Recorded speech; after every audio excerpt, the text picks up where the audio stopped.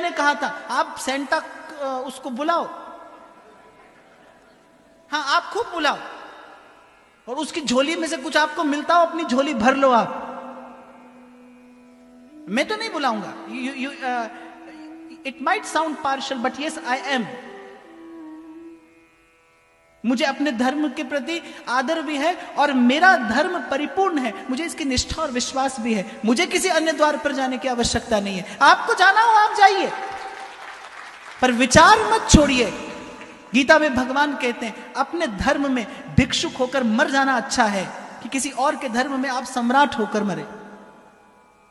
किसी के धर्म में सम्राट होकर जीने से अपने धर्म में भिक्षुक होकर मरना अच्छा है। दुर्भाग्य इस देश का, दुर्भाग्य इस देश का कि जिस दिन आप वो रंग बिरंगा पेड़ सजाते हैं उसी दिन धरती रक्त रंजित हुई थी गुरु गोविंद सिंह जी महाराज के साहिबजादों की शहीदी से।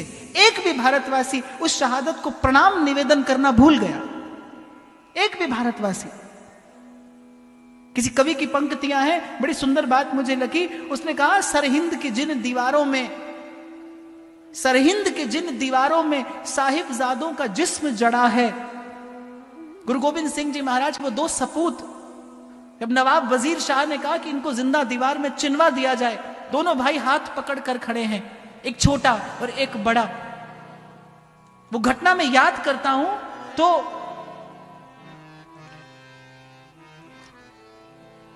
जब दीवार चिन रहा था वो जल्लाद, एक छोटा भाई एक बड़ा, उस दृश्य का स्मरण करना। और छोटे भाई के मुख पर जब दीवार आई तो बड़े भाई की आंख से आंसू गिरा और छोटा भाई पूछता है कि बड़े होकर भी आप रोते हैं?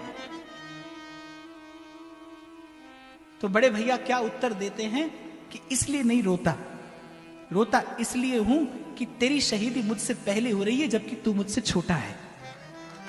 तेरी शहादत मुझसे पहले हो रही है क्योंकि तू मुझसे छोटा है। इस प्रकार के बलिदान पर सरहिंद की जिन दीवारों में साहिबजादों का जिस्म जड़ा है, सच पूछिए ऐसी ही बस किसी नींव पर सत्य सनातन धर्म खड़ा है। आप भूल गए।